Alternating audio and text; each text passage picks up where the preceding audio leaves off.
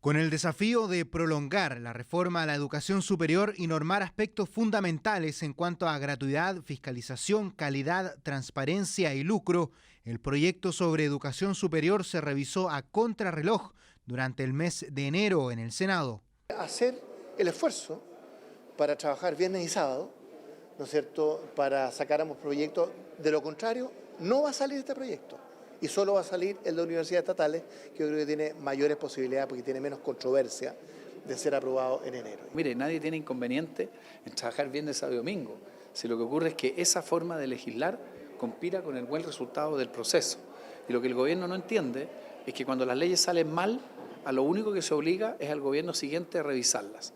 Pese a las diferencias, la discusión del proyecto, que había recibido más de 600 indicaciones, pudo avanzar en la Comisión de Educación. En esta instancia se recibieron a 48 invitados, entre estudiantes, funcionarios, rectores y, por cierto, integrantes del gobierno, precursor de este proyecto. Sus ejes centrales son la obligatoriedad de las instituciones de acreditarse para poder funcionar, lo que busca mejorar la calidad. La gratuidad queda garantizada por ley y a través de un sistema gradual que podría a futuro ser universal. Se prohíbe definitivamente el lucro, tipificándolo como delito. También se crea una subsecretaría de Educación Superior, encargada de coordinar el nuevo sistema y proponer las políticas de educación superior. La superintendencia también fue normada en este proyecto de ley y tendrá la función de fiscalizar a las universidades y vigilar el fin efectivo al lucro. Respecto a sus atribuciones, hubo aspectos que los senadores debieron corregir y el gobierno introdujo modificaciones. Que está mucho más conforme a los ámbitos que debe tener, con facultades que son razonables y que permiten una interacción correcta con el principio que aquí es fundamental.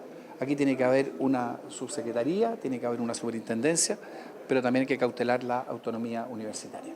Uno de los puntos más exigentes de este proyecto dice relación con la acreditación. Las universidades deberán tener un plan de mejora, hacer una evaluación propia y otra externa para poder iniciar el proceso.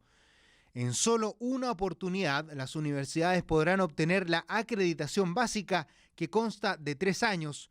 Luego estarán obligadas a obtener la acreditación avanzada, que se otorga por 4 o 5 años. Solo las universidades con capacidad de investigación, creación e innovación podrán acreditarse por 6 o 7 años. Entiendo que 2 tarjetas amarillas para alguien, ¿no es cierto?, significa una tarjeta roja. Bueno, en este caso es igual.